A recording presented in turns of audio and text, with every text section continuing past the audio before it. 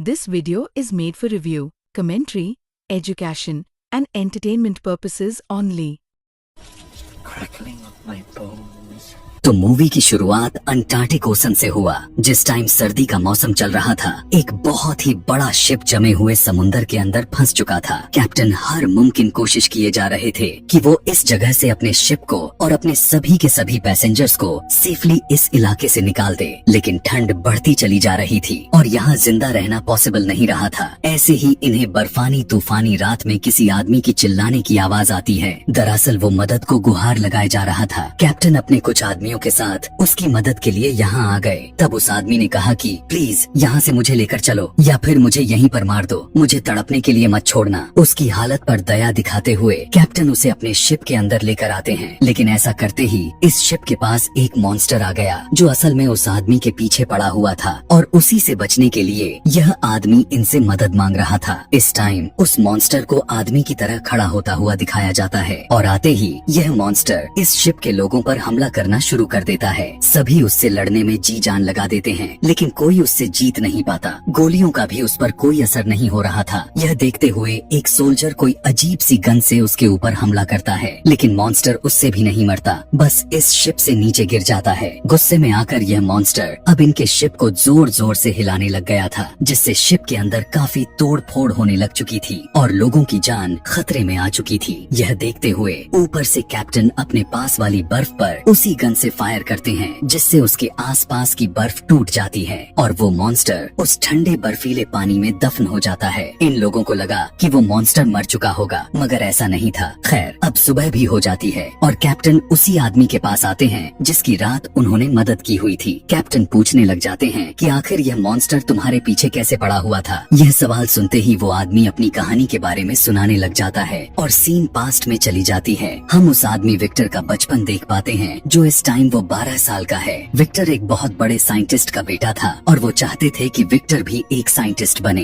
एक बहुत ही अच्छा डॉक्टर बने। साथ ही साथ अपने डैड के बहुत ही कड़ी मेहनतों के बाद साइंटिस्ट बन भी गया था, जो कि अभी भी उसकी छोटी ही उम्र थी, लेकिन उनकी साइंस का कोई फायदा ही नहीं हुआ। जब विक्टर ने यह देखा कि वो अपनी मॉम को ही नहीं बचा पाया, तो वो अपने डैड पर गुस्सा हुआ कि क्या फायदा ऐसी साइंस का जिसकी वजह से हम अपने मॉम को ही नहीं बचा पाए। उसके डैड उसे समझाते हैं कि किसी इंसान को जिंदा करना हमारे बस में नहीं है और यहाँ से विक्टर की लाइफ का एक नया सफर शुरू हो जाता है। उसने ठान लिया था कि वो कोई ऐसा रास्ता जरूर निकाल लेगा जिससे वो मरे हुए इंसानों को दोबारा जिंदा कर सकेगा, कि ऐसा फॉर्मूला या कोई ऐसी टेक्निक ढूंढ ही लेगा जो उसके डैड को बिल्कुल भी नहीं पता। सीन कट होकर हमें दोबारा प्रेजेंट का सीन दिखाया गया, जहाँ पर वो मॉन्स्टर जो कि पानी के अंदर डूबा हुआ था, वो दोबारा उस पानी से निकलकर बाहर आ जाता है। हैरानी की बात तो ये था कि इतने ठंडे पानी में रहने के बावजूद भी उसे एक छींक तक नहीं आई हुई थी। उसको दिखाते ही दोबारा से सीन को पास्ट में शिफ्ट कर दिए जाते हैं, जहाँ पर विक्टर अपनी कहानी सुना रहा था। विक्टर अपने सोच पर काम करता रहा और इंसानों को जिंदा करने की तरीके ढूंढता रहा। सालों गुजरने के बाद जब विक्टर 30 साल का हुआ, तो फाइनली उसने बिजली के जरिए इंसानों के ऑर्गन्स का इस्तेमाल करते हुए इंसान को जिंदा करने का तरीका ढूंढ ही निकाला। अपने इस एक्सपेरिमेंट को लेकर वो बड़े बड़े बिजनेसमैन की मीटिंग के अंदर चला गया। वहाँ उसने सबको दिखाया कि उसने एक आधे इंसान को एक मशीन के जरिए जिंदा कर दिया था। यह देखकर वहाँ के सभी लोग डर जाते हैं, क्योंकि उन्हें लग रहा था कि विक्टर किसी इंसान को इस तरह से जिंदा करके गॉड को चैलेंज देना चाह रहा है और अपने आप को गॉड समझ रहा है। सभी के सभी विक्टर को बुरा भला कहने लग जाते हैं और फौरन उसे यह अपना एक्सपेरिमेंट्स को बंद करने के लिए कहते हैं, लेकिन विक्टर अपने उस एक्सपेरिमेंट को बंद नहीं करता और अपने बनाए गए ह्यूमनॉइड की तरफ बढ़ के बॉल फेंकता है। वो ह्यूमनॉइड उसके फेंके हुए बॉल को कैच भी कर लिया था और बोलता भी है। यह देखने के बाद तो सभी लोग डर जाते हैं और फौरन से विक्टर को यहाँ से चले जाने को कहते हैं। कोई भी उसके ऐसी एक्सपेरिमेंट्स पर पैसा लगाने के लिए तैयार ही नहीं हो रहा था। इस टाइम तो यहाँ से विक्टर चला गया और उसका बनाया गया क्रिएचर दर्द में तड़पता रहा। कुछ लोगों ने तो उसकी रिसर्च और कामयाबी से इसलिए मुंह मोड़ लिया था, क्योंकि उन्हें लग रहा था कि विक्टर की रिसर्च के बारे में लोगों को पता चल गया तो फिर कोई मरेगा ही नहीं और यह दुनिया ज्यादा इंसानों से भर जाएगी।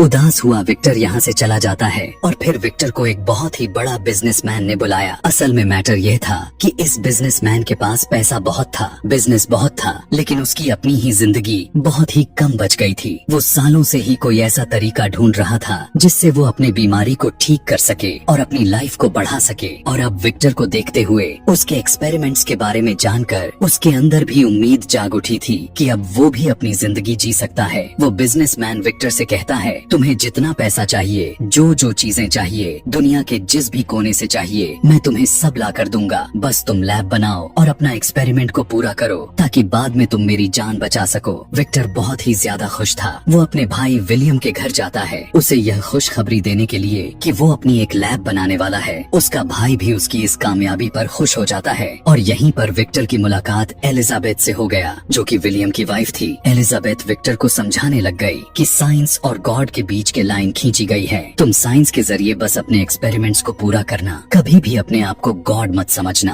खैर विक्टर अब बहुत ही दूर एक ऐसी जगह पर चला जाता है जहाँ पर कोई भी उसके एक्सपेरिमेंट्स के बारे में जान ना पाता। इस महल को धीरे धीरे अपने लैब में बदल कर रख देता है और चांदी के 2 बड़े बड़े एंटीनास भी मंगवाता है। वो जानता था कि एक पूरे इंसान को जिंदा करने के लिए बहुत ही ज्यादा बिजली की जरूरत पड़ने वाली थी और इतनी बिजली इस टाइम पर कोई बना भी नहीं सकता था। और इंसान को पूरी तरह से जिंदा करने के लिए उसने आसमानी बिजली की इस्तेमाल में लेने के लिए सोचा था। और यह चांदी के एंटीनास आसमानी बिजली को इकट्ठा करके उसके एक्सपेरिमेंट्स को पूरा कर दे और उसके जरिए इंसान को जिंदा कर देते। विलियम उसकी वाइफ, जो कि वो उस बड़े बिजनेसमैन की भतीजी थी, वो भी विक्टर का साथ देते थे। उन्होंने ही मिलकर विक्टर के साथ मिलकर यह लैब कंप्लीट करवाए हुए थे। लैब के बनने के बाद विक्टर ने काफी एक्सपेरिमेंट्स किए, मरे हुए इंसान को पूरी तरह से जिंदा करने की कोशिश की, लेकिन वो इस एक्सपेरिमेंट्स में कामयाब नहीं हो पाया। तब एलिजाबेथ ने उसे कहा कि ऐसे नहीं, तुम बिल्कुल शुरू से शुरू करो, अपने ऊपर गौर करो, जैसे तुम हो वैसा ही तुम उसे बनाओ। विक्टर एलिजाबेथ की बात को समझ चुका था और उसने अपना एक्सपेरिमेंट्स नए तरीके से शुरू किया। उसने अपने बॉडी के मूवमेंट्स पर ध्यान देते हुए अपने बनाए ह्यूमनॉइड को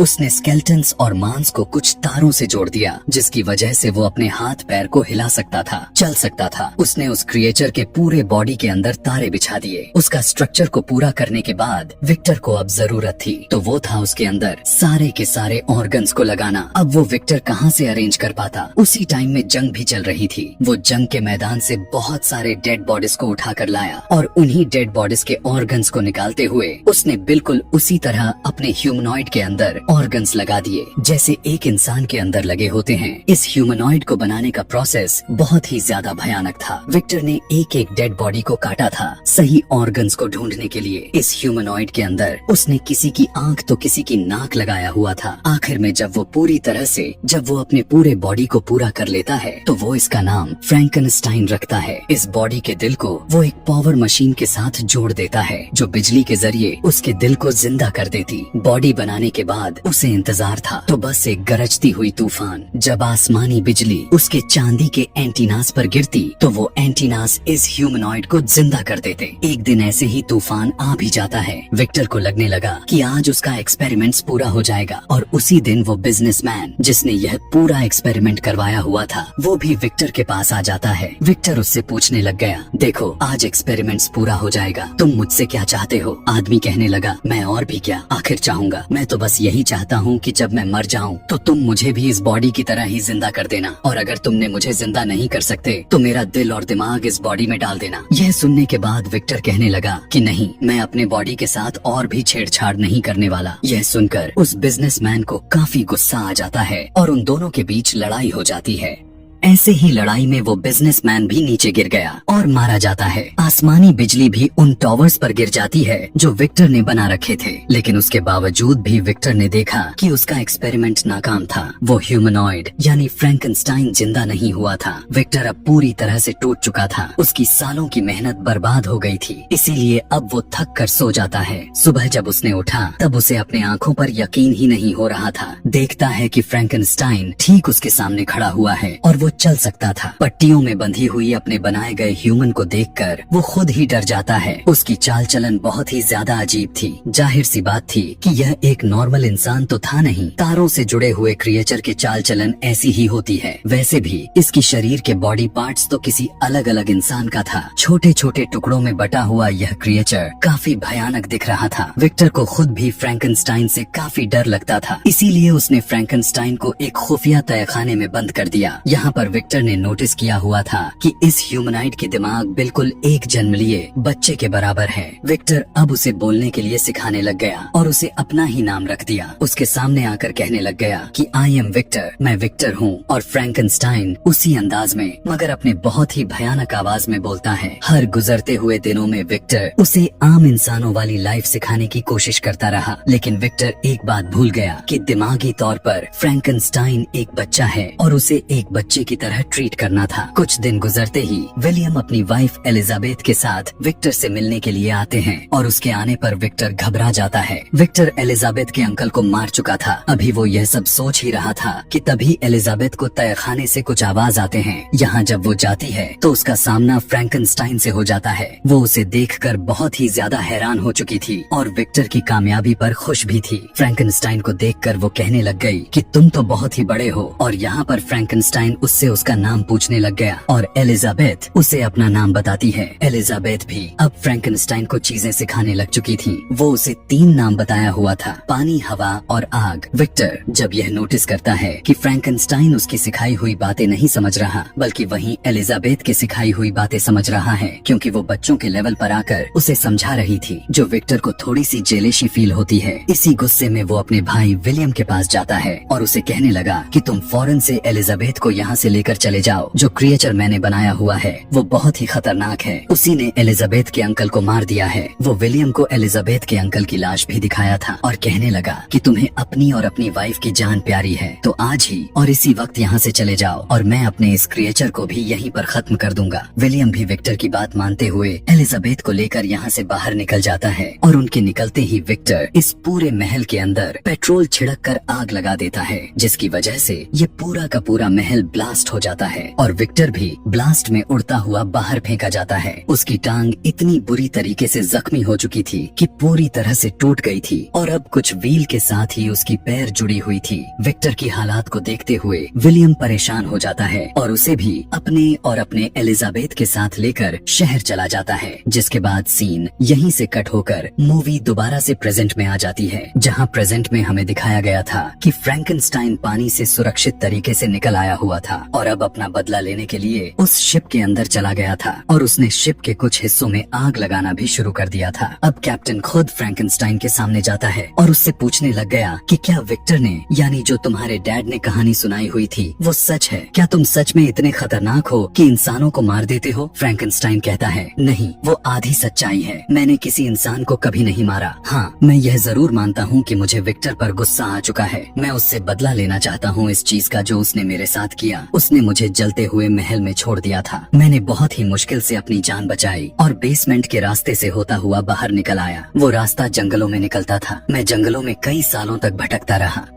वो कहता है कि विक्टर ने कभी इस बात का भी ख्याल नहीं किया। मैं दिमागी तौर पर एक बच्चा था। मैं उस दुनिया में कैसे जीता? मैं मुश्किलें सही, जानवर तक मुझे देख डर कर भाग जाते थे। मैं बहुत ही अकेले हो चुका था। जंगल में कुछ शिकारी मुझे देखते थे तो वो फौरन से मुझ पर हमला करने लग जाते थे, क्योंकि वो मुझे शैतान समझते थे। ऐसे ही एक बार कुछ शिकारी उन्हें देख लेते हैं जिनसे वो बचकर भाग नहीं पाता और शिकारी उसे गोलियां मार देते हैं। अपनी जान बचाने के लिए वो यहाँ से भागता हुआ एक घर के पास आता है और उसमें छुप जाता है। जब उसे होश आया तो उसने देखा कि उसके सारे के सारे जख्म अपने आप ही भर चुके थे। फ्रैंकनस्टाइन हैरानी से यह सब कुछ बताया जा रहा था। वो कहने लगा कि फिर मैंने उस घर में देखा। उस घर में काफी सारे लोग रहते थे, एक दूसरे से प्यार करते रहते थे। मुझे भी एहसास हुआ कि मेरी भी ऐसी एक फैमिली होनी चाहिए, ऐसे ही लोग होने चाहिए जिनके साथ मैं बात कर सकूं। फ्रैंकनस्टाइन देखता था कि ओल्ड मैन अपने ग्रैंड डॉटर को कुछ पढ़ाया करता था। छुपकर वो सारी बातें समझता था, उनकी लैंग्वेज को सुनता सीखता और उनके बिहेवियर को नोटिस करता था। फ्रैंकनस्टाइन के दिल में भी यह उमंग जागती रहती है कि एक दिन वो भी इस फैमिली का हिस्सा बन जाए। वो देखता था कि किस तरह फैमिली के लोग अपने अपने कामों पर जाते हैं और घर घर की जरूरतें पूरी करते हैं। उसने भी घर के लोगों की मदद करने का और उनकी जरूरतें पूरे करने का फैसला किया। कभी वो ढेर सारी लकड़ियों के बंडल तोड़ लाता था, कभी वो हिरन का शिकार करके इनके पास रख देता था। यह फैमिली हैरान तो होती है कि आखिर इनकी मदद कौन कर रहा है। तब ग्रैंडपा यह कहकर टाल देते हैं कि शायद गॉड हमारी मदद कर रहे हों। खैर, कुछ अरसा गुजरता है और ये फैमिली घर छोड़कर शहर जाने का फैसला कर लेती है, लेकिन इनके ग्रैंडपा यहीं पर रह जाते हैं। पता चलता है कि ग्रैंडपा देख नहीं सकते थे, लेकिन वो सुन जरूर सकते थे और वो हमेशा से यह बात जानते थे कि फ्रैंकनस्टाइन उनके घर रह रहा है। वो फ्रैंकनस्टाइन को एक इंसान ही समझते थे और वो यह भी जानते थे कि हमेशा से फ्रैंकनस्टाइन ही उनकी मदद किया करता था। उनकी फैमिली के जाने के बाद फ्रैंकनस्टाइन उनके सामने आ जाता है और ओल्ड मैन उसे अपने फैमिली मेंबर के तौर पर एक्सेप्ट कर लेते हैं। वो जितना अरसे तक फ्रैंकनस्टाइन के साथ रहते हैं, फ्रैंकनस्टाइन को इंसानों की तरह जीना सिखाते हैं, उसे पढ़ना सिखाते हैं और इंसानों वाले सभी काम करना सिखाते हैं। एक दिन फ्रैंकनस्टाइन सब कुछ सीख जाता है और ग्रैंडपा उससे बात कर रहे होते हैं। वो उससे पूछते हैं, तुम कहाँ से आए हो? फ्रैंकनस्टाइन यह सवाल सुनकर चौंक जाता है, क्योंकि इसका जवाब तो उसके पास भी नहीं था। ग्रैंडपा उसे समझाने लग गए, तुम्हें कुछ तो याद होगा ना कि तुम आखिरी बार कहाँ पर थे? फ्रैंकनस्टाइन कहता है कि हाँ, जहाँ से मैं आया हुआ था वो जगह मुझे याद है, मैं वहाँ पर जा सकता हूँ। फ्रैंकनस्टाइन को वो समझाते हैं, तुम वहाँ पर जाओ, तुम्हें अपने लाइफ के बारे में पता चलेगा। उनकी बात को मानते हुए फ्रैंकनस्टाइन उसी लैब के पास आ जाता है जहाँ पर विक्टर ने उसे बनाया हुआ था। यहाँ पर उसे विक्टर के एक्सपेरिमेंट्स के बारे में पता चलता है और यह जानकर उसे हैरानी होती है कि वो पैदा नहीं हुआ था बल्कि बनाया गया था, और उसे यहीं से विक्टर का एड्रेस भी मिलता है। और वो सोच लेता है कि वो विक्टर के पास जाएगा और उससे रिक्वेस्ट करेगा कि वो उसी जैसा एक और क्रिएचर बना दे जिसके साथ वो इस दुनिया में रह सके और सरवाइव कर सके।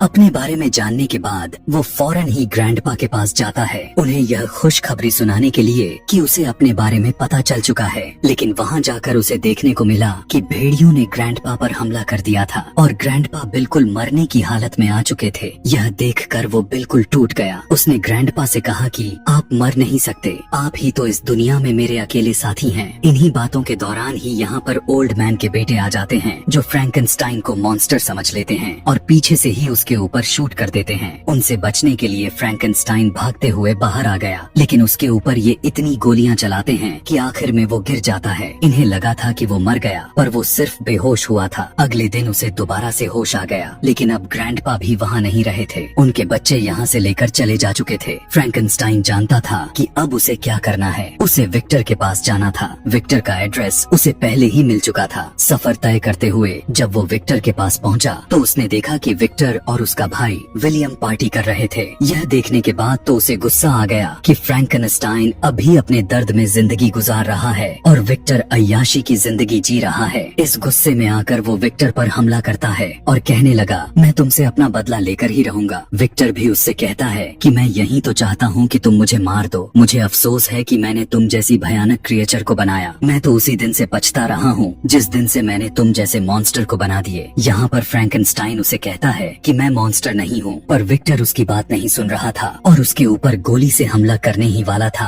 कि एलिजाबेथ फ्रैंकनस्टाइन के सामने आ जाती है और फ्रैंकनस्टाइन की गोली अपने ऊपर खा लेती है। फ्रैंकनस्टाइन एक बार फिर से टूट गया था, क्योंकि ग्रैंडपा और एलिजाबेथ ही थे जो उसे इंसान समझते थे। दुख में एलिजाबेथ को गोद में उठाए वो पार्टी में से बाहर निकल जाता है। घर पर अपनी वाइफ की मौत की वजह से विलियम भी सदमे में आ चुका था। वो विक्टर से कहता है कि तुमने सब कुछ बर्बाद कर दिया। हालांकि विक्टर उससे माफी भी मांगता रहा, लेकिन फिर भी विलियम उसे अपने घर से निकाल देता है। विक्टर को अब फ्रैंकनस्टाइन पर काफी ज्यादा ही गुस्सा आ गया था, क्योंकि उसी की वजह से उसके भाई की लाइफ बर्बाद हुआ था। बदला लेने के लिए वो दोबारा फ्रैंकनस्टाइन को ढूंढते हुए उस तक पहुंच जाता है और गुस्से में जाकर उसकी नाक उतार देता है। विक्टर उससे कहता है, मैं तुमसे अपना बदला लेकर ही रहूंगा। फ्रैंकनस्टाइन भी जवाब दिया कि अगर तुम मुझसे बदला ही लेना चाहते हो तो तुम्हें मुझे ढूंढना होगा। यह कहकर वो वहाँ से चला जाता है और ऐसे ही सालों गुजर जाते हैं। काफी सालों तक विक्टर भी फ्रैंकेनस्टाइन का पीछा करता रहा। बहुत ही ऐसी मोड़ आई जहाँ वो फ्रैंकेनस्टाइन को मार सकता था। एक दिन फ्रैंकेनस्टाइन खुद उसके सामने आ गया और उसने कहा, आखिर क्या है तुम्हारे पास, मुझे मारने के लिए लाओ, मुझे दो, मैं खुद अपने आप को मारूंगा, लेकिन अगर मैं ना मरा तो मैं तुम्हें मार दूंगा। विक्टर फ्रैंकेनस्टाइन के हाथ में एक डायनामाइट पकड़ा देता है, यानी वो बॉम्ब था जिसकी वजह से फ्रैंकेनस्टाइन ब्लास्ट हो जाता है, मगर हमेशा की तरह मरता नहीं और कुछ अरसे बाद जिंदा हो जाता है। और इसके बाद से ही अब वो विक्टर को मारने के लिए उसके पीछे पड़ चुका था, क्योंकि अब अपने कहे के मुताबिक उसने विक्टर को मारना था। वो जब विक्टर को टॉर्चर कर रहा था, यानी जब वो उसे मार रहा था, तभी तो विक्टर ने मदद के लिए कैप्टन और उसके लोगों को बुलाया हुआ था। यह वही सीन था जो हमें इस मूवी के स्टार्टिंग में दिखाया गया था। प्रेजेंट सीन में फ्रैंकेनस्टाइन ही कैप्टन और विक्टर को यह सारी कहानी सुना रहा था।